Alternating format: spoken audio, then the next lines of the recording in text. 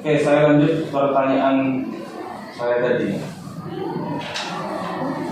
Kalau Amsilati ini menjadi program standarisasi, apa motivasi sekolah SMK kok harus bisa baca kitab kuning? Jadi begini Pak, kan kalau di pondok itu biasanya diajarin Al-Musyarraf agar santrinya itu bisa membaca kitab ini ketika lulus dari pondok. Nah, sedangkan untuk siswa yang pondok ini tujuannya juga sama, agar siswanya yang tidak pondok itu juga bisa membaca kitab kuning. Dan tujuan utama dari kepala sekolah itu ingin menjadikan siswanya itu lulusan yang minimal bisa menjadi kiai kampung di daerahnya masing-masing. Jadi kayak misalnya kan ini SMK-nya di Kesilir, ada yang dari Ambulu misalnya. Nah, di Ambulu itu jadi mereka minimal bisa menjadi imam ketika tahlil, bisa menjadi pokoknya bisa baca kitab kuning. Kan kitab kuning itu tidak semua orang bisa kan Pak. Jadi mereka itu biar bisa belajar, dan suatu saat misalnya ada tetangga atau ada ilmu yang dibutuhkan, dia itu bisa ikut berpartisipasi. Itu ada pendahuluan ya kan? Iya. Itu begini maksud saya. Pertanyaan saya itu juga untuk mengetahui korelasi antara variabel ini ya, amsilasi, pembelajaran dengan membaca kitab itu. Amsilati itu kan sebenarnya hanya membahas tentang nahwu sorof saja. Dan apakah menurut pengelola SMK ini bahwa amsilati ini cukup untuk menjadikan siswanya bisa membaca? Menurut beliau? Iya Pak. Iya. Oke. Kalau misalkan iya, justru malah ketika alasannya sama itu seperti tadi, menjadi menjadi kiai kampung, menjadi imam, menjadi justru malah tidak nyambung. Tidak nyambungnya apa? Ini membaca kitab, ya. Ini membaca kitab. Bukan menjadi imam, bukan menjadi imam tahlil. Tahlil ini tinggal baca saja selesai, tidak ada hubungannya membaca kitab. Iya kan? Terus kemudian membaca kitab itu sebenarnya tidak hanya qawaid saja, tidak hanya amsilati saja. Tetapi di situ juga butuh disiplin ilmu yang lain. Jadi seperti misalkan semantik, itu kajian makna. Kemudian balaghah itu kajian sastra. Ketika misalkan hanyalah fokus pada amsilati saja, seperti misalkan ayat Al-Quran itu, lillahi ma fis samawati wa ma fil ardh. Lillahi, lam itu kan fungsinya untuk dimiliki, untuk memiliki. Jadi kalau diartikan secara tekstual menurut amsilati, lillahi untuk Allah, justru maknanya malah salah. Jadi justru maknanya salah. Karena kemampuan membaca kitab kuning itu tidak hanya sebatas pada amsilati saja, tetapi juga perlu paham balaghah. Jadi misalkan lillahi ma fis samawati wa ma fil ardh, itu kan takdim mahaqut takhir. Jadi mentakdim yang seharusnya ditaruh di belakang. Tapi karena terus kemudian ditaruh di depan, maka maknanya lagi tidak lagi dari justru malah ada makna taksis. Hanya justru malah begitu. Jadi kalau misalkan ya sampean sekarang ini kebetulan saya orang bahasa masalahnya ini. Nah sekarang sampean saya tanya, kalau misalkan ada laki-laki, kalau tadi Pak Imron mengatakan tidak usah takut, saya kan sudah sehati dengan sampean, jadi bukan dengan sampean. Ya, kalau Pak Imron bilang ke sampean anak uhibbuki gitu, saya suka sama kamu, ente senang nggak? Nanti apa? Karena itu manusia harus saling menyukai dan saling mencintai kan begitu. Karena kalau muslim akhlul muslim. Sangat suka enggak? Kan dari konteksnya juga Pak gitu. Iya, sangat suka enggak? Sudah jangan Pak Imron orang lain saja dari sudah ini, sekarang coba orang lain. Sudah punya calon? Belum. Mau. Belum ada ilau Pak. Anda sangat mau apa enggak? Ya mau. Saya doakan mudah-mudahan. Sekarang kalau ada laki-laki bilang ke sampean, anak wahai saya suka sama kamu, ente seneng nggak? Tergantung orangnya juga Pak. Iya, misalkan dia suka orang baik dan gitu, seneng nggak? Ya senang. Nah itu bahasa. Seharusnya ente jangan senang seharusnya. Kenapa? Itu fiil gitu. Fiil itu maknanya itu faedah dari fiil itu di tajdid, selalu berubah. Fiil itu kan selalu berubah. Kadang sekarang iya, besok enggak. Tadi sudah, sekarang akan atau sedang. Justru malah menggunakan fiil anak uhibbu itu justru malah tajdid. Sekarang suka sama ambil cinta sama. Bisa saja kan itu dan kan ada dia. Atau kan ada yang lain. Tapi kalau isim itu kan faedahnya di tajdid, tetap tidak berubah, tidak terikat oleh waktu. Hobi laki yang gitu. Cintaku hanya untukmu, jadi begitu nanti. Atau lagi hobi. Nah sekarang lillahi tadi itu kok taruh di depan, padahal tadi tugasnya hobi laki. Sekarang ditaruh di depan, lillahi ma fis samawati wa ma fil ardh. Itu kan konsep nahu gitu. Jadi kalau konsep nahu betul tidak salah, amsilati itu begitu.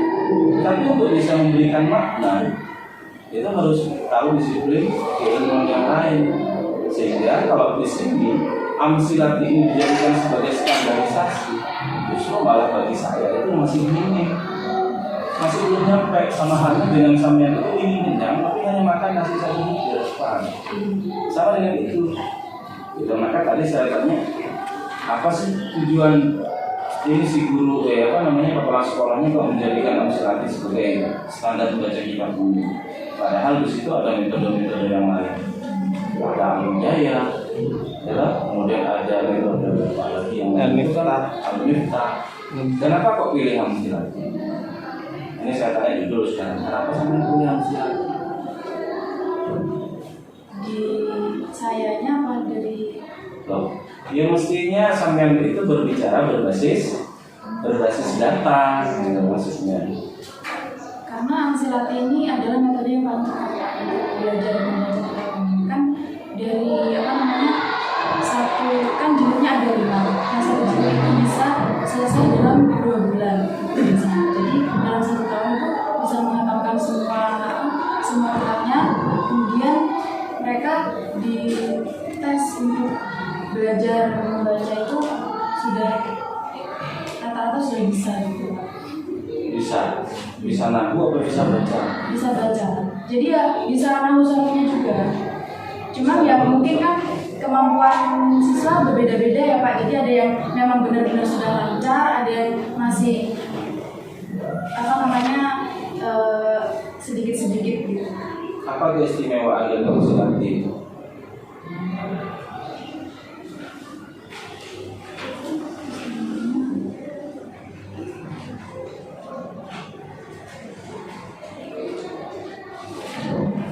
Keistimewaan yang amsilati ini dari ini Pak, ini Kiai Taufikul Hakim. Beliau itu merangkum Nadum Alfiyah yang dari 1000 nadum menjadi hanya kurang dari 200 nadum. Jadi kayak disingkat ini untuk mempermudah santri dalam belajar nahwu shorof itu. Berarti istimewanya apa? Istimewanya itu Pak, mempermudah santri untuk memahami nahwu shorof. Katanya siapa itu? Kata pencipta. Kata penciptanya. Iya, tapi itu, juga sebentar. Dalam penggalian data itu kan ada wawancara, ada observasi, ada pelajaran. Sampai bisa membuktikan bahwa ini itu adalah sebuah keistimewaan itu dari mana? Waktu itu saya mengikuti proses wisudanya, dan di sana itu dites langsung di depan banyak wali murid di atas panggung. Itu mereka memang bisa dites pakai kitab kuning. Enggak begitu. Itu kan hasil kan. Kalau hasil, faktor yang membuat santri bisa membaca itu tidak hanya bisa berjauh, tidak hanya bisa kitab kuning, gitu ya. Maksud saya tidak hanya bisa amsilati, tidak hanya itu faktornya. Paham nahwu shorof belum tentu bisa baca kitab kuning belum tentu. Karena membaca itu masuk pada ranah maharatul qiraah dalam bahasa Arab itu. Maharatul qiraah itu ada 4 komponen. Ada sihhatul qawaid, ada sihhatul asalib, ada sihhatul ma'ani. Ada 3. Nah, untuk tahu makna berarti harus tahu disiplin ilmu yang lain.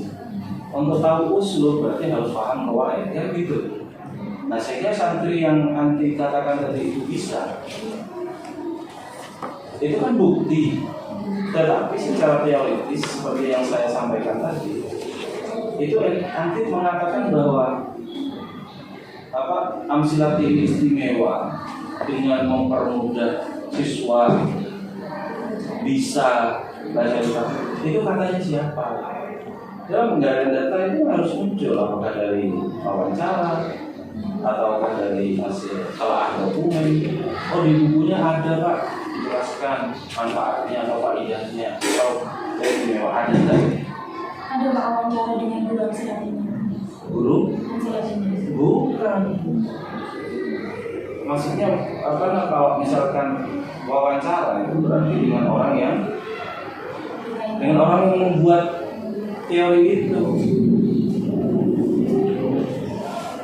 Kalau dengan orang lain, misalkan begini, ente masih anak kecil, ente punya orang tua, ente pintar ngomong, apa yakin kalau dia itu bisa ngomong gara-gara orang tuanya? Jangan-jangan sementara itu orang tuanya sibuk kerja di luar. Justru yang membuat dia pintar adalah tetangganya, mbahnya, kan begitu kan? Nah, pun juga sama dengan ini yang mengatakan amsilati ini adalah istimewa mempermudah siswa, itu katanya siapa? Jangan-jangan subjektif itu gurunya mengatakan itu mempermudah. Jadi ini lebih ke siswanya ya Pak? Bukan, lebih pada teorinya. Jadi lebih pada bukunya, lebih pada referensi yang sangat pakai. Kan gitu. Berarti harus ada telah dokumen. Telah dokumen itu berarti di teorinya Pak. Buku ini Pak, referensinya menurut Imam Hamalik, menurut siapa, dan dia adalah pakar yang mengatakan bahwa ini memang istimewa. Kalau gurunya yang mengatakan ini mudah, apakah beliau sudah pernah melakukan penelitian, sudah uji coba teori? Kan belum tentu, sehingga dia tidak tahu. Nah, padahal di pendahuluan itu kan ada landasan yuridis, kemudian ada landasan empiris, itu berarti fakta yang ada di lapangan. Terus kemudian setelah itu landasan teoritis. Kenapa sama memilih ini? Kita harus muncul di sini. Menurut siapa pakar, misalkan yang nama Silati, bahwa metode ini bisa begini dan lain sebagainya dengan berbagai macam keistimewaan dan bisa dipertanggungjawabkan melalui referensi yang saya punya. Maka saya tanya, kalau mengatakan istimewa itu dari mana? Kalau sama tidak bisa membuktikan itu, ya berarti menjadi lemah di dalam Silati. Karena sama tidak bisa menguatkan secara teoritis. Berarti butuh referensi lain. Ada berapa referensi yang saya pakai untuk menguatkan bahwa Silati ini bagus, istimewa. Jangan-jangan ini bukan teori, jangan ini nama buku, namanya Silati. Iya Pak, ini memakai kitabnya Silati. Apa ya, saya ngambil dari jurnal gitu.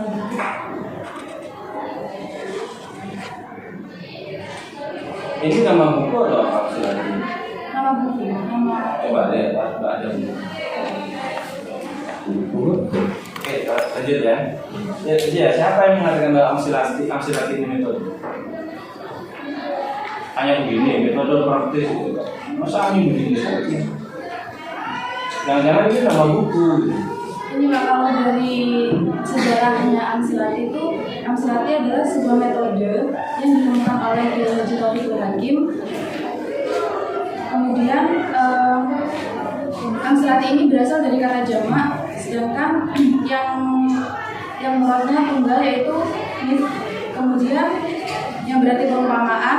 Di dalam amsilah ini berakhir ti seperti pada metode gerati dan bertemu dengan ya angka paling padat. Pemberian nama amsilah ini mencontoh pada metode belajar membaca Al-Quran, yaitu berarti ada itu katanya siapa?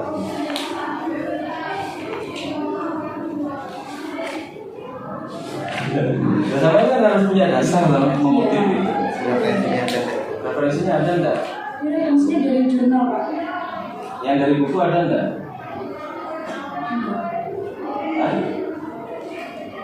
Referensi utama itu adalah buku. Yang kedua itu adalah jurnal. Jadi jurnal itu bukan referensi utama, sebagai penguat saja.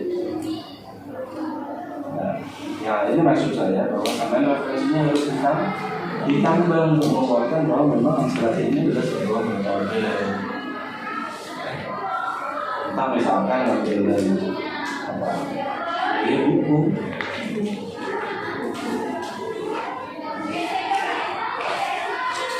Baik, kemudian yang sampean kaji di sini apa saja? Perencanaan pembelajaran, pelaksanaan, sama evaluasi. Jadi tadi keistimewaan Amsilati itu mempermudah siswa di dalam belajar, ya, mempermudah siswa di dalam belajar membaca kitab kuning. Terus kemudian di sini mempermudah siswa di dalam belajar memahami atau mendalami Al-Quran. Tetapi yang mau sampai kaji di sini adalah pembelajarannya. Kenapa? Ya, di sana sistem pembelajarannya berbeda. Nah, ya kenapa kok mau sampai gitu? Ini kualitatif apa kuan? Kualitas kan karena ada sesuatu yang menarik. Iya. Nah itu yang maksud saya di sini benar-benar harus muncul. Kenapa kok memiliki ini variabel pembelajaran? Apa namanya landasan empirisnya, apa fakta yang ada di sana itu apa? Itu yang menariknya itu. Karena di sana itu kan Pak, masih jarang ada sekolah formal yang berada di lingkungan pondok pesantren memberikan mata pelajaran qawaid ini untuk dengan menggunakan metode Amsilati.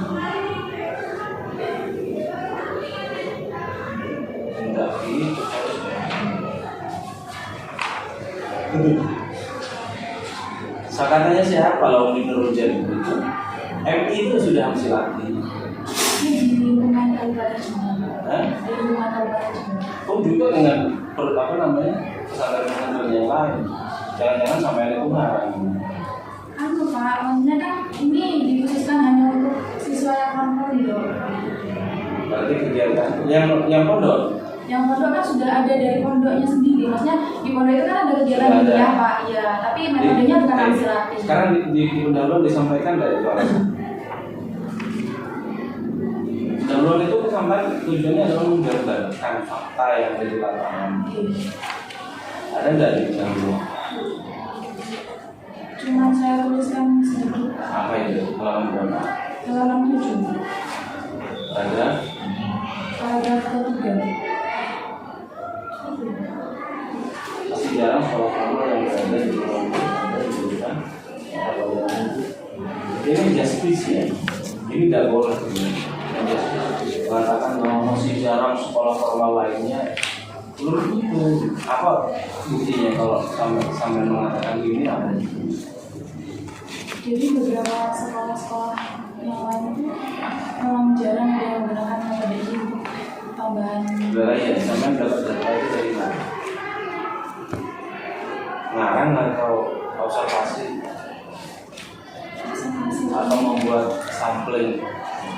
Iya, sampling gitu contoh dari sekolah yang ada di dunia saya. Seharusnya itu yang sampai angkat itu adalah apa namanya menariknya pembelajaran Amsilati itu dilaksanakan di pondok ini apa menarik? Bukan itu malah mau berbicara pembelajaran Amsilati yang di sana, tapi sampai membicarakan sekolahan lain yang tidak menggunakan Amsilati, kan aneh, nyambung nggak? Udah nyambung. Sampai mau membicarakan pembelajaran Amsilati di sekolah, tapi sampai menjustis bahwa lembaga lain tidak menggunakan atau masih jarang menggunakan ini. Kan nggak nyambung. Seharusnya sampai menceritakan hal yang menarik Kalau sampai mensilati yang dipakai di lembaga ini, ya berarti juga hubungannya dengan berbagai keistimewaan yang ada pada mensilati itu sendiri tidak bisa dipisahkan. Baik, itu saja saya hanya sebatas klarifikasi. Klarifikasi sudah repotnya Mbak. Baik, selanjutnya dipersilakan Bapak Haji Prof. Haji Abdul selaku pengurus utama untuk saudari Fatihah. Ya, terus. Terima kasih. Assalamualaikum warahmatullahi wabarakatuh. Waalaikumsalam. Yang saya hormati Ketua Sidang Bapak Zaibul, pembimbing. Ini teman sekelas sama saya. Teman beliau ini jadi YouTuber. Jadi artis. Sudah subscribe enggak belum? Sudah. Pak. Oh iya, kalau belum. Sangat memudahkan Oh proses iya. saya. Saya nggak mau muji kalau belum. Bapak Najibul Khair sebagai sekretaris, Mbak Fathah. Apa maknanya Fathah itu? Temennya Doma bilang Fathah berarti apa? Lihat. Membuka. Oh, pembuka. Tapi tulisannya nggak begini. Ya, tak apa-apa lah. Itu sudah Terlanjur. ya, sudah terlanjur ya. Sudah diselamati sama orang tuanya ya, nggak perlu digugat ya. Oke, saya ini kebagian muji Anda tentang, coba dibaca Mbak, apa ini Mbak? Pembelajaran Amsilati sebagai standarisasi kemampuan membaca kitab ini di SMK Nahdlatul Thalaba Bulungan, Kabupaten Cirebon. Pertama saya lihat dari sisi tulisan ya. Oke. Karena karya ilmiah kan harus tulisannya harus sesuai dengan buku petunjuk biar tidak berdosa.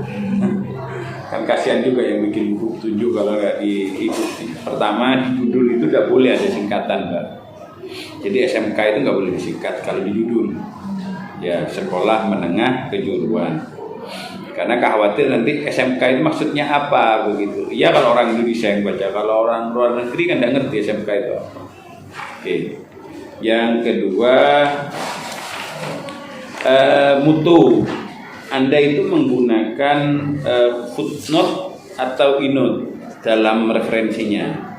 Footnote kan? Iya. Ya, kalau footnote ya harus konsisten, inutnya dibuang. QS Assumer 2728 tidak perlu karena sudah ada footnote di bawah. Ini lagi pendahuluan di bab 1.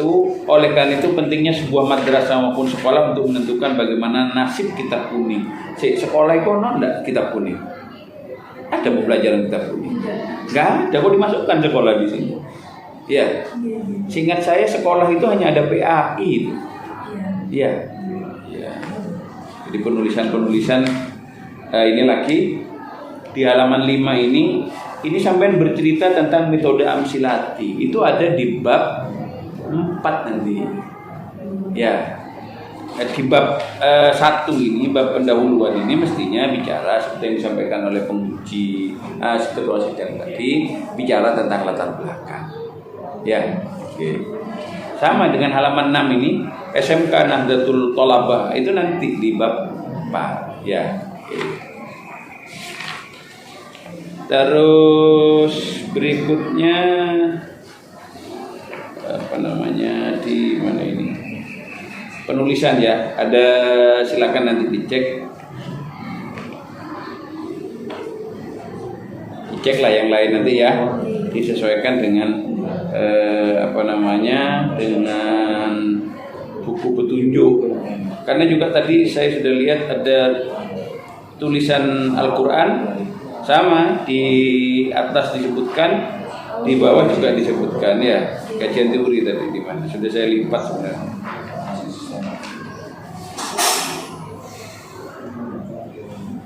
Nanti dilihat ya itu tadi sudah saya lipat sebenarnya. Di ada di pendahuluan. Pendahuluan ya? Iya. Iya, pendahuluan mungkin coba dicek lah ya ini di halaman 3. Iya. Ya. Itu masih ada surat Quran surat Yusuf.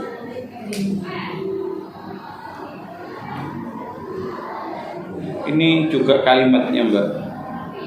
Dari ayat di atas seperti kan sampai ini kan ngertikan Al-Quran mestinya. Ketika ngertikan Al-Quran harus ada anunya, ada referensinya.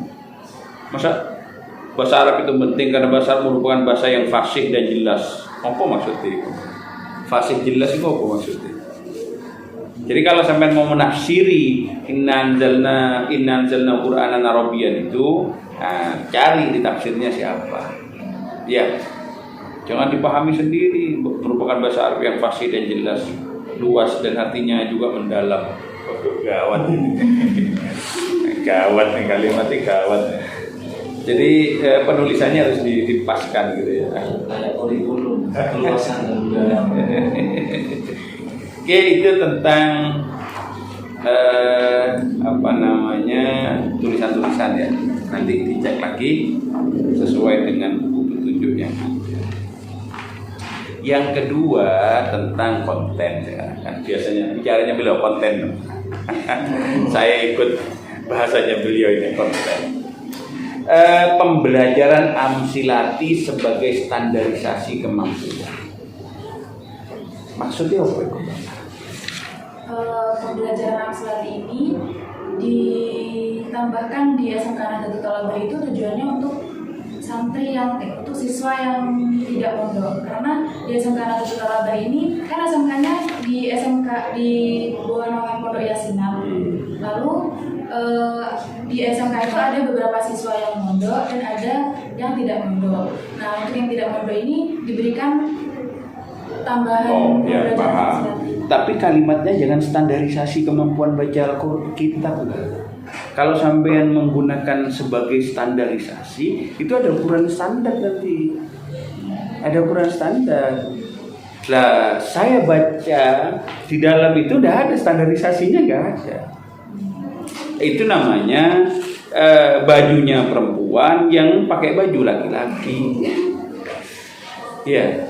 Jadi kalau yang dibahas itu kan judulnya ini. Setelah Anda bikin semua, baru Anda bikin judul sesuai dengan bahasan Anda. Tapi saya lihat standarisasi kemampuan membaca kitab kuning tidak ada di dalam itu. Yang sampean bahas itu tentang perencanaan, pelaksanaan, dan evaluasi.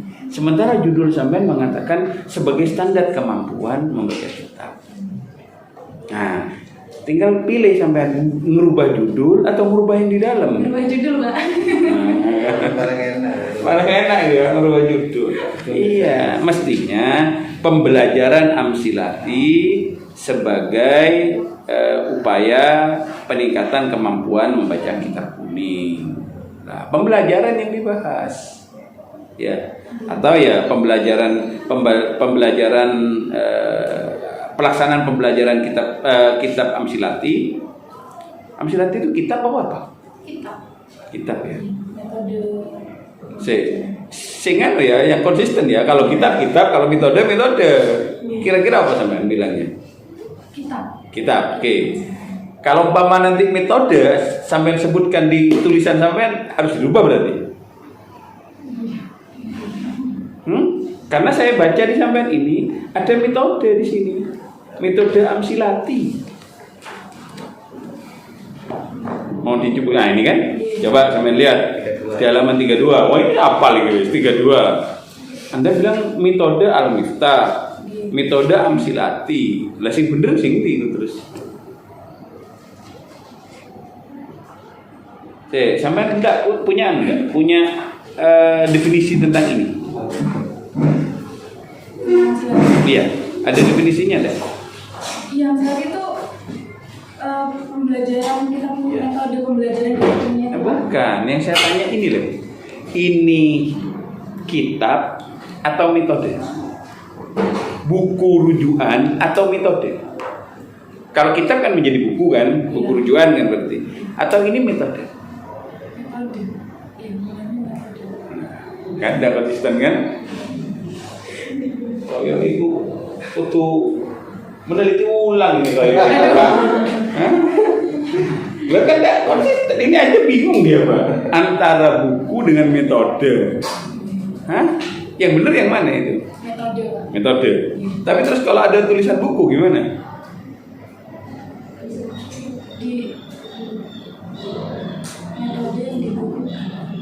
Lah, metode yang beda kan? Metode itu kan beda. Metode itu apa sih?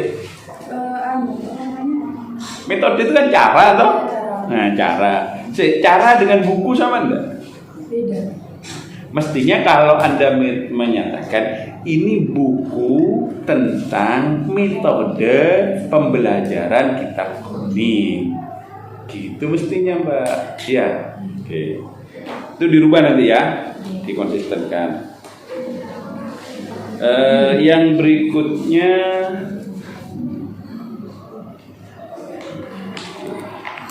saya ini belum menemukan problem riset Anda di pendahuluan secara spesifik sehingga menyatakan bahwa ini menarik untuk diteliti. Menarik. Nah, saya belum menemukan itu. Bahkan Anda bercerita tentang tentang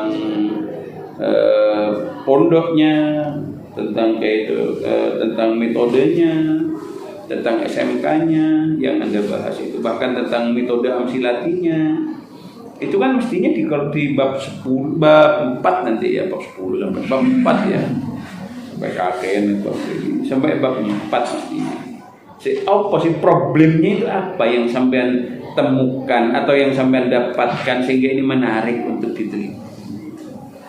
Kalau problematikanya di sana itu gimana? Kan siswa yang nggak muda itu rata-rata nggak ikut kimia atau ngaji gitu kan Pak. Nah akhirnya dari itu kepala sekolah itu menambahkan pembelajaran ini agar siswanya itu bisa sama kayak siswa yang bermukim di pondok. Ya jelas tidak sama, Pak. Maksudnya gini Pak, sama-sama bisa belajar nahwu sorof dan membaca kitab kuning gitu. Kalau untuk keilmuan fikih dan lain-lain mungkin berbeda. Sampai tulis di sini. Enggak kan? Iya. Lah mestinya itu yang sampai tulis bahwa pembelajaran di SMK Yasinat ya diharapkan siswa tidak hanya punya keterampilan membaca keterampilan sesuai dengan pembelajaran di SMK, tetapi semua siswa diharapkan punya keterampilan membaca kitab kuning atau mengetahui ilmu-ilmu dasar tentang nahwu dan sorof. Nah, sehingga lulusannya bisa membaca kitab kuning dengan baik yang di sekolah, baik yang mondok maupun yang tidak mondok. Nah, ini yang kemudian menjadi menarik untuk diteliti karena tidak semua SMK melakukan model pembelajaran seperti itu. Mestinya itu yang disebutkan. Karena kan latar belakang ini berbicara tentang antara gap antara teori dengan realitas, atau sebuah realitas baru yang tidak ditemukan dalam teori. Walaupun kalau S1 tidak sampai harus menemukan novelty. Kalau beliau punya novelty, Pak, punya temuan baru begitu. Kalau Anda saya pikir belum ya. Jadi itu tolong nanti diperbaiki ya di latar belakang ya. Yang berikutnya tentang kajian teori ya. Anda membuat tentang beberapa metode pembelajaran di pesantren di halaman 32 sampai 34 ya, sampai 33. Apa bedanya metode Al-Miftah, metode Sorogan, metode Amsilati? Itu apa bedanya? Mestinya tidak hanya Sorogan kalau di pesantren itu. Ada wetonan, ada Sorogan. Kok wetonan tidak dimasukkan oleh Anda? Apa bedanya metode Sorogan dengan metode Amsilati?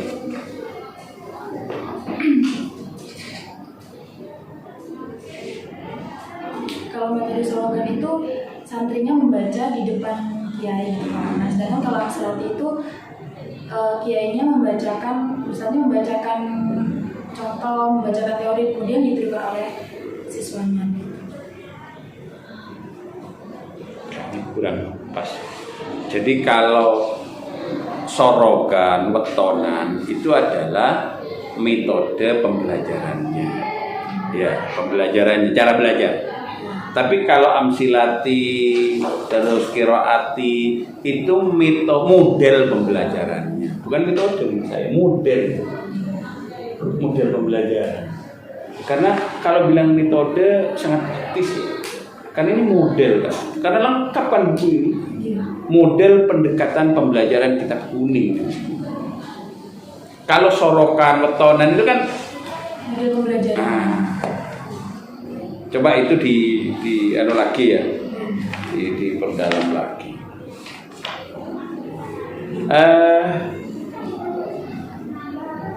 Apa fokus penelitian Anda? Yang pertama, bagaimana perencanaan pembelajaran amsilati sebagai standarisasi kemampuan membaca kitab kuning di SMK Negeri Kalimantan. Yang kedua, bagaimana evaluasi Evaluasi langsung. Bagaimana pelaksanaan pembelajaran amsilati. Terus yang ketiga? Yang ketiga, bagaimana evaluasi. Ada 3 berarti kan? Perencanaan, pelaksanaan, dan evaluasi. Perencanaan itu apa sih? Perencanaan itu sebuah rancangan agar mencapai suatu pembelajaran, mencapai tujuan pembelajaran yang diinginkan. Bentuknya kayak apa perencanaan? Seperti silabus, RPP, masih bisa. Tadi Anda bilang perencanaannya tidak ada perencanaan. Maksudnya tidak ada perencanaan tertulis seperti kan kalau di sekolah itu ada RPP, silabus, prota, promes gitu Pak. Nah kalau di pembelajaran amsilati ini tidak ada perencanaan tertulis, tapi ya seperti dirapatkan, kemudian rapat bersama guru-guru gitu Pak untuk pembelajaran ini kedepannya mau dibuat seperti apa. Terus adanya buku ini bukan perencanaan? Iya, tapi maksudnya nggak ada kayak kan nggak ada RPP, silabus gitu loh. Nah, perencanaan itu bisa berbentuk RPP, bisa berbentuk silabus dulu, kemudian RPP. Tetapi bisa jadi perencanaan itu berupa program yang dibuat di sekolah, direncanakan misalnya untuk menetapkan kitabnya itu apa, terus ini kan ada jilid-jilidnya toh. Ya, jilid 1 sampai jilid 2 itu sampai kelas berapa, jilid 3, jilid 4 itu sampai semester berapa. Pasti ada itu kan perencanaan. Nah, kok ada kan ada perencanaan? Ada. Iya. Hah? Kan maksudnya yang saya nggak ada itu perencanaan tertulis itu Pak. Nah, itu kan tertulis juga. Tertulis Endo. Kan tertulis. Jadi dibilang perencanaan itu yang tidak ada yang berbentuk RPP. Ya, tetapi perencanaan yang tidak berbentuk RPP itu ada. Misalnya perencanaan tentang penggunaan bukunya, perencanaan tentang buku jilid 1 sampai jilid sekian di kelas berapa ini. Itu kan perencanaan namanya kan? Kan ada nih. Kan perencanaan di sini. Masa tiba-tiba tidak ada perencanaan moro-moro, ayo belajar gitu kan? Tidak kan? Enggak kan? Iya kan ada perencanaannya, ada pelaksanaan, ada evaluasinya. Oke, nanti ditambah itu ya. Di perencanaan itu memang betul tidak ada perencanaan berbentuk RPP, tetapi ada perencanaan yang berbentuk lainnya seperti penetapan penggunaan materi pembelajarannya atau metode pembelajarannya. Yang kedua perencanaan misalnya karena amsilati ini terdiri dari 4 apa namanya? Jilidnya ada 5. Ada tambahan T51, T52, terus Qaidah sama Nadam. Nah itu kan mestinya disebutkan. Jadi untuk kelas 1 sampai kelas 2 atau kelas 1 direncanakan pembelajaran dari jilid 1 sampai jilid berapa. Itu ya di perencanaannya ya.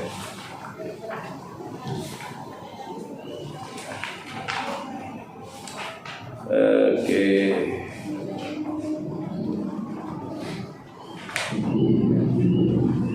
Sampai ini ngutip kitab kuning ini dari siapa, Mbak? Di halaman 34 itu, Mbak. Kitab kuning dipecah menjadi 2 itu. Kitab kuning berisi penawaran maupun penyajian, kitab berisi modul berupa kaidah-kaidah fikih maupun dari mana sampai ini? Mana dalilnya? Mana referensinya? Kalau nulis karya ilmiah itu ada referensinya. Sampai makomnya bukan makom mujtahid masih ya. Kalau makom mujtahid tidak apa-apa. Ini kitab kuning memperlihatkan gagasan baru, kitab kuning muncul penyempurnaan, kitab kuning ini tidak ada. Dari mana sampai ngambilnya? Ini Pak dari jurnal mungkin ketinggalan jurnalnya. Iya, diperjelas. Kalau perlu nyari di buku Mbak ya. Karena kalau jurnal itu kadang juga, apalagi jurnalnya jurnal nggak jelas ya. Kecuali jurnal yang sudah terindeks, tidak apa-apa. Tapi kalau jurnalnya tidak jelas, apalagi sampai ngambil di internet, ya tidak jelas siapa yang mengunggah. Jangan-jangan nanti bisa sesat-menyesatkan namanya itu ya. Cari di buku aja. Banyak kan sekarang kitab-kitab, buku-buku yang bicara tentang kitab kuning gitu ya. Jadi kalau memang tidak ada pembagian begini, ya jangan dipaksa untuk dibagikan seperti itu. Nah, dalam analisa datanya bagaimana dulu? Analisa datanya. Tahu analisa data? Waduh, nggak nyambung kayaknya ini. Nah, di dalam Anda menemukan data sesuai dengan apa yang Anda wujudkan di fokus Anda. Anda nyari data di SMK Yasinan. Terus data itu Anda apakan? Diolah, dianalisikan. Tahap awalnya gimana tahap awal? Data itu diapakan? Dikumpulkan, kemudian dikondensasikan. Apa kondensasi? Memilah ataupun menyeleksi fokus. Maksudnya gimana? Jadi data-data yang sudah diperoleh itu dipilih berdasarkan fokusnya masing-masing, Pak. Jadi misalnya data dari wawancara itu diolah kemudian disajikan seperti fokusnya masing-masing, berdasarkan fokusnya masing-masing. Contohnya gimana? Contohnya? Seperti pada perencanaan pembelajaran itu berarti menyajikan tentang perencanaan pembelajaran Amsirati di SMK Nahdlatul Thalaba itu bagaimana gitu, Pak. Oke, setelah itu diapakan?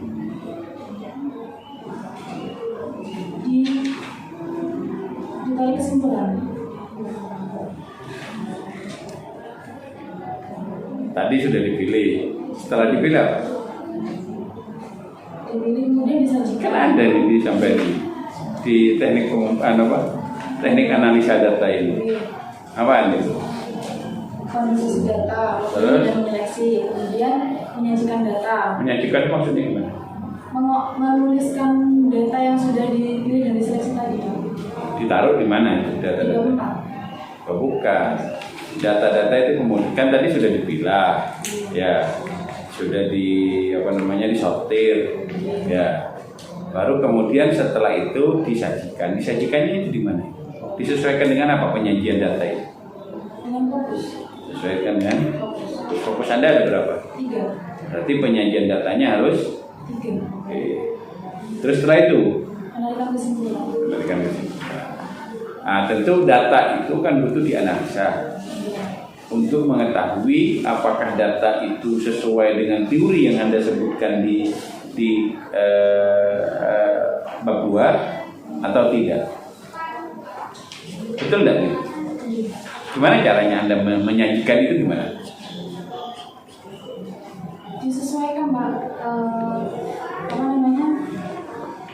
Kan pada bab perencanaan itu disesuaikan data yang didapatkan mengenai perencanaan. Nah, coba dibuktikan. Dibuktikan.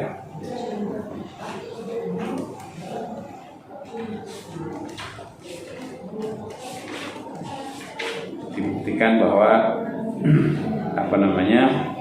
data yang Anda sudah pilah, Anda sajikan, terus Anda ambil kesimpulan. Ya, di kesimpulan itu apakah sesuai dengan teori yang ada, yang Anda sajikan atau tidak? Coba dibuktikan.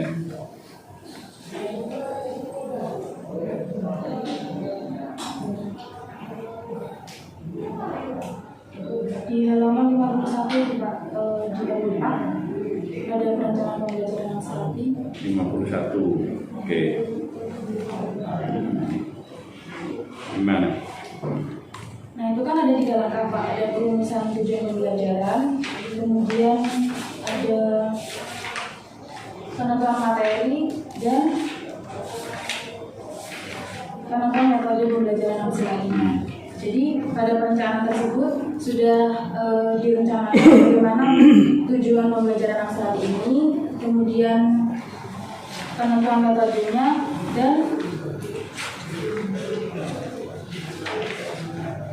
penentuan materi pembelajarannya. Itu sesuai dengan pendapatnya siapa ya? Bahwa perencanaan itu ada 3, rumusan tujuan, terus apa satunya? Rumusan tujuan dan penentuan materi. Yang 3 ini. Penentuan metode. Penentuan metode. Itu sesuai dengan teorinya siapa ya?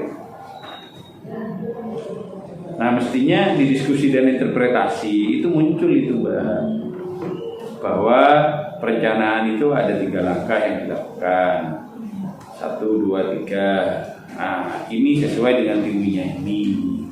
Atau disebut satu-satu bahwa perencanaan itu ada, yang saya temukan ada 3 langkah. Yang pertama tentang penentuan metode misalnya. Nah, penentuan metode ini merupakan bagian dari menentukan perencanaan pembelajaran. Hal ini dikuatkan dengan pendapatnya ini. Mestinya itu. Ada enggak di sini? Kalau di bawahnya enggak ada. Terus yang ada di bawah apa? Itu kan butuhnya diskusi dan interpretasi kan di situ kan? Ada enggak diskusi dan interpretasi punya Anda? Pembahasan. Istilahnya pembahasan ya. Ada siapa?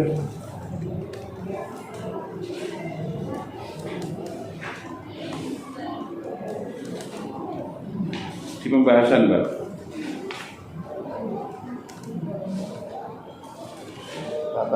Pak, 85. Ini ada. Gak kelihatan halamannya juga. Ini ada 85 ini.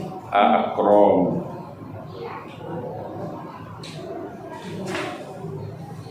Oke. Ini ternyata ada, cuma orangnya aja tidak ada. Jangan-jangan dari bikin sendiri ini ya. Jangan-jangan Pak Imron yang bikinkan ini. Hah? Kok yang hafal halamannya Pak Imron justru ini ya? Kalau pembimbingnya lebih apa? Iya, itu kan ada pembimbingnya lebih hafal gitu. Oke. Yang berikutnya, di dalam Anda melakukan keabsahan data, Anda menggunakan metode apa? Keabsahan data menggunakan triangulasi sumber dan triangulasi teknik. Apa triangulasi sumber? Triangulasi sumber itu Rasa moco. proses data menggunakan sumber yang sama, menggunakan teknik yang sama, tetapi sumbernya yang berbeda. Misalnya wawancara dari guru A ke guru B ke guru C. Ada enggak di sini waktu Anda bikin wawancara itu di bab 4 itu? Hah? Contohnya di mana? Jadi triangulasi sumber itu sumbernya yang bermacam-macam, tapi pertanyaannya sama. Mana contoh? Misalnya dalam perencanaan.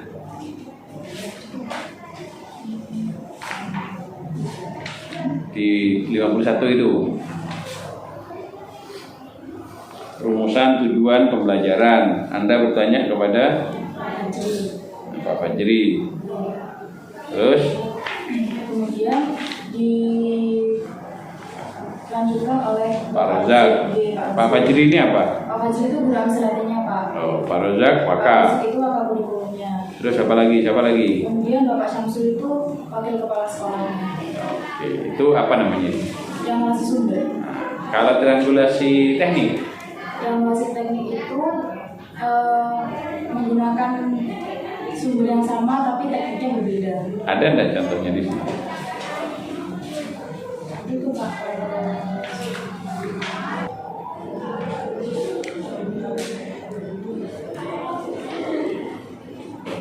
Ini ada satu cuman ya. Jadi dari teknik wawancara dan teknik observasi. Iya.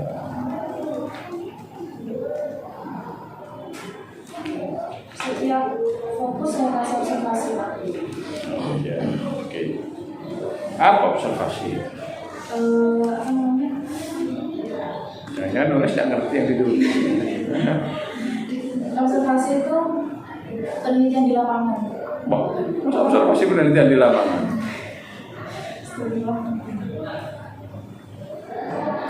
Apa observasi? Boleh nggak baca? Nggak boleh. Boleh, silakan dibaca. Apa observasi? Saya biar ngerti. Ini kan kuliah terakhir ini kan? Ya, kuliah terakhir.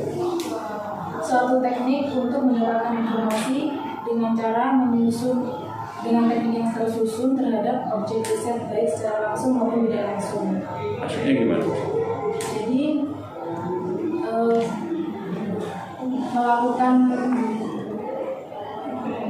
melakukan penelitian, mencari informasi dengan melakukan riset terhadap objek. Bingung, ini dunianya nggak di sini, pikirannya nggak tahu. Sudah punya suami tak? Belum. Oh, Blank. observasi itu tiap. Observasi. Anda mengobservasi apa artinya? Observasi dulu. Observasi. Pengamatan dulu. Lihat. Ya.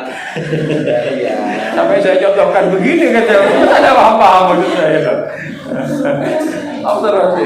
Lihat. Kenapa sih? Aduh. Sampai mau Biar tak ingin aja, biar nggak ngeblank. Misalnya Anda ada orang laki-laki datang ke Anda, mau melamar Anda, ya. Perlu diobservasi. Perlu tidak diobservasi? Iya. Apa berarti yang Anda inginkan diobservasi? Apa Anda lakukan? Yang Anda lakukan diobservasi? Ya melihat wajahnya, melihat pekerjaannya. Dilihat kan? Ya observasi itu namanya melihat objek, meneliti, mengamati, melihat dan mengamati objek yang ada dalam penelitian. Ya. Lihat jalan-jalan. Gak nyambung. Foto ini apa kaitannya taruh di sini ini? Apa itu Pak? Kan masuk di evaluasi. Nah, evaluasi itu ada ini wisudanya. Wisuda itu bukan evaluasi, Mbak. Itu pas di Evaluasi. Wisuda itu tasyakuran. Iya. Mestinya foto yang ditaruh di sini itu foto ketika anak diuji, ya diuji suruh baca kitab. Itu namanya evaluasi, Mbak. Tidak apa-apa, karena ini foto ini juga masuk di dokumen yang boleh dimasukkan di bahasan kita, boleh, tapi ada kaitannya. Misalnya pembelajaran, waktu guru ngajar, itu di foto, dimasukkan proses pembelajaran nasihat, kan begitu. Nah, foto ini, wisuda ini tidak masuk, Mbak.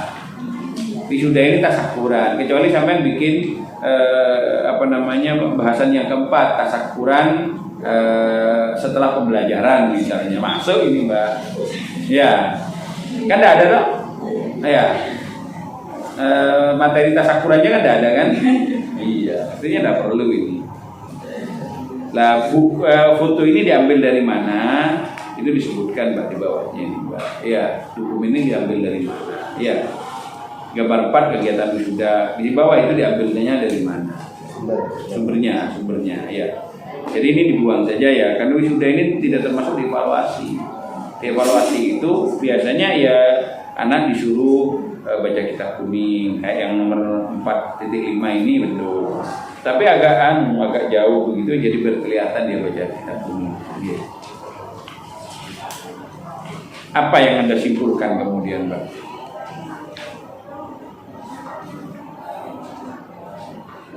yang saya simpulkan di sini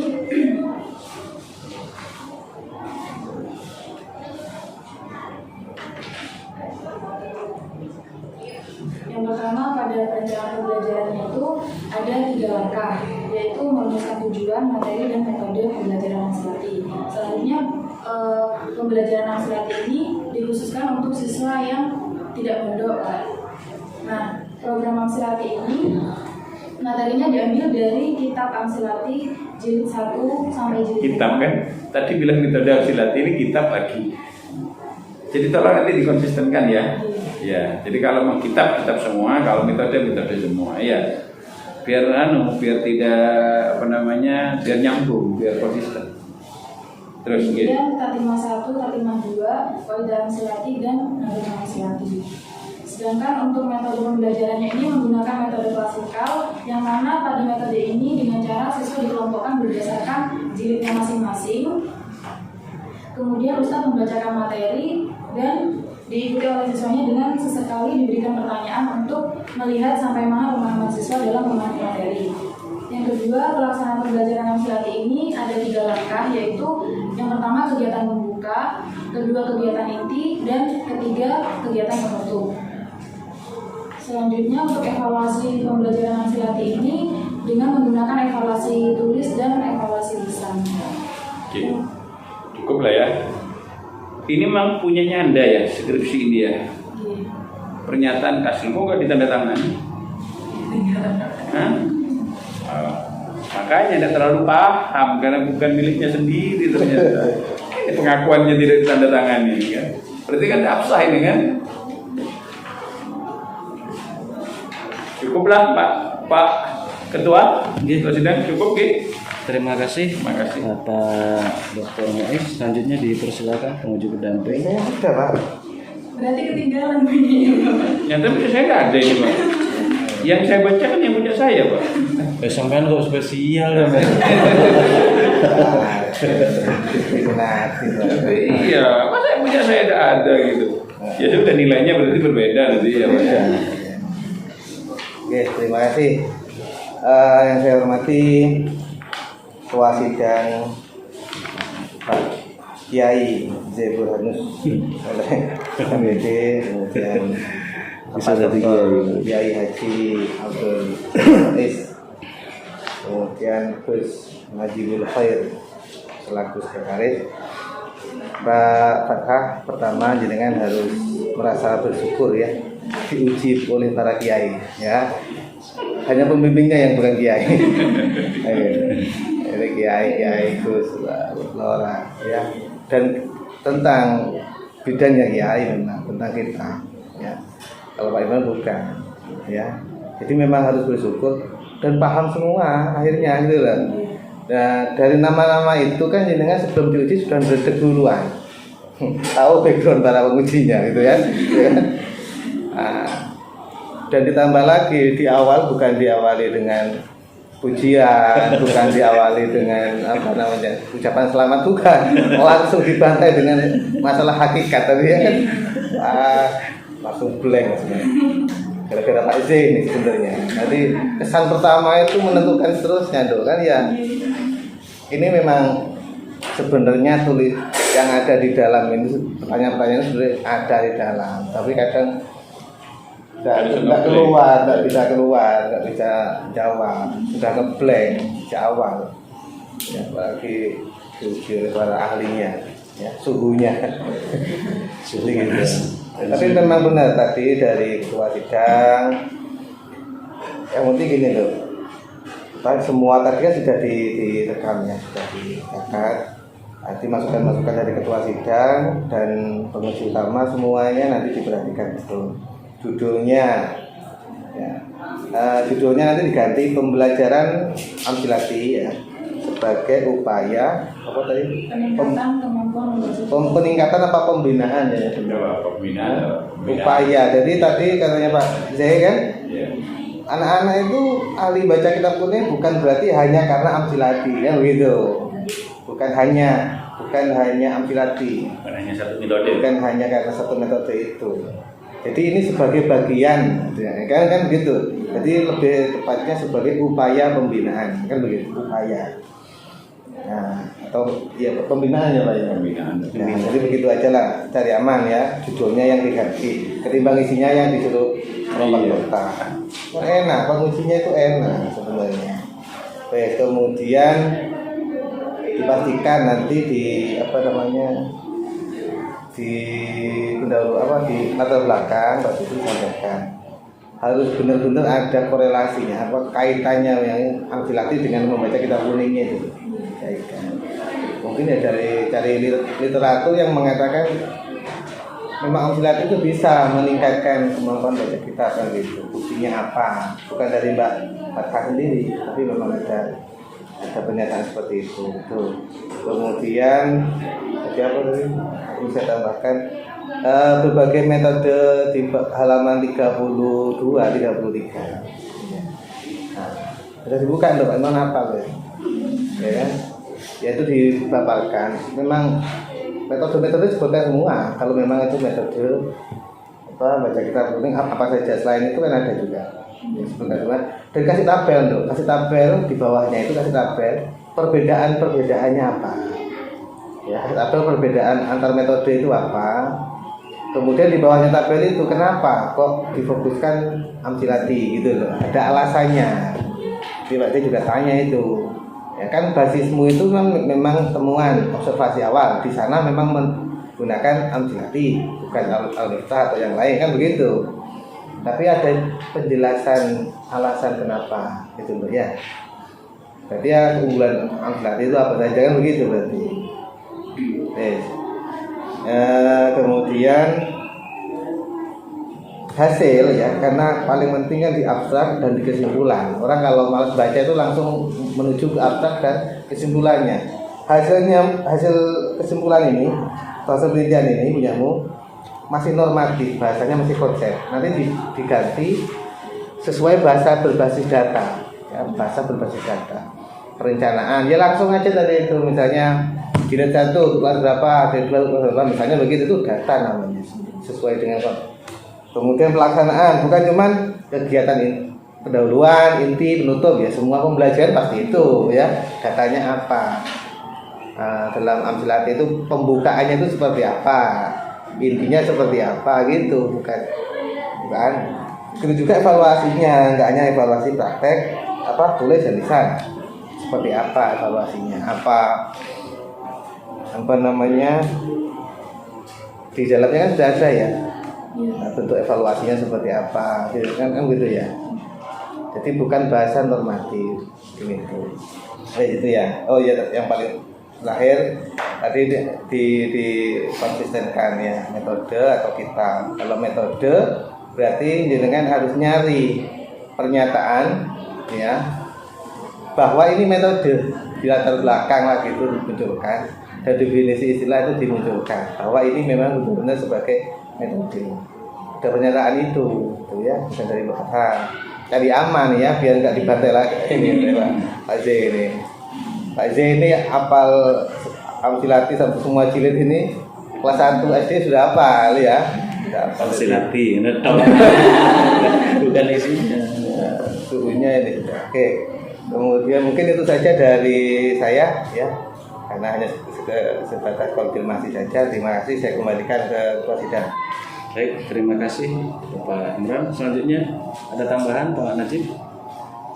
Ya. Ada yang mau disampaikan? Ada. Terutama bahwa saya santri di para amsilati. Ahlinya kan banyak yang bolong di sini dari masyarakat. Karena yang terkadang disediakannya kita hakim. Kayak kita ambil langsung ini kalau gitu dan artinya mestinya utuh. Jadi kalau misalnya ini mau digunakan metode, dia sebenarnya metode yang di dalamnya tempat metode risau, diskusi, macam ketika pembelajaran, tapi itu tidak ada di sini. Makanya kalau misalnya mau dibandingkan Al-Miftah, barangkali bisa jadi tidak usah dibandingkan menurut saya ya, mungkin nanti tidak usah dibandingkan, tapi ulaskan semua yang terjadi di metode amsilati itu sendiri. Proses pembelajaran itu sudah jadi metode amsilati ini memuat misalnya melalui perencanaan yang termasuk di buku, kemudian pelaksanaannya sepertinya ada pematerian, lalu diskusi, bahkan ada santri yang disuruh ngajar lagi, begitu biasanya. Nanti ada pertanyaan-pertanyaan gitu. Kalau di asli di Jepara tidak dicampur pelajarannya, ini kan setelah sekolah, tapi biasanya gitu. Itu agak kalau di sana dia agak lebih menurut saya agak, karena ada dulunya seni komunis apa segala macam gitu ya. Iya, malah dan di sini ada sumber utama ini data fotonya mesti bergilir. ini klasikal satu kelas, misalnya kelas 1, kelas 10 ya, itu sama jilidnya atau beda? Berbeda Pak, jadi Tapi materinya satu. Nanti di kelas itu berkelompok gitu gini. enggak Pak. Satunya cuma satu di sini. Jadi setiap 2 hari sekali itu kelasnya berbeda dan jilidnya pun juga berbeda. Iya, nanti seperti datanya apa fotonya itu mungkin kayak tadi ditambah di sana. Artinya kan 1, 2, 3, 4, 5 itu mungkin yang saya lakukan selain nanti ada banyak ya, tulisan yang salah di sini. Nanti tidak ada di kita lakukan.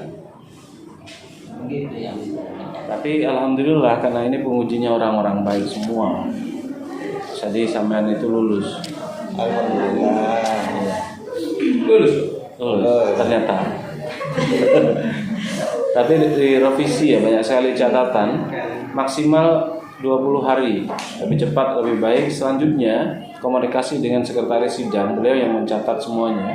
Jadi kalau sudah ada tanda tangan dari beliau, baru nanti ke dewan penguji yang lain.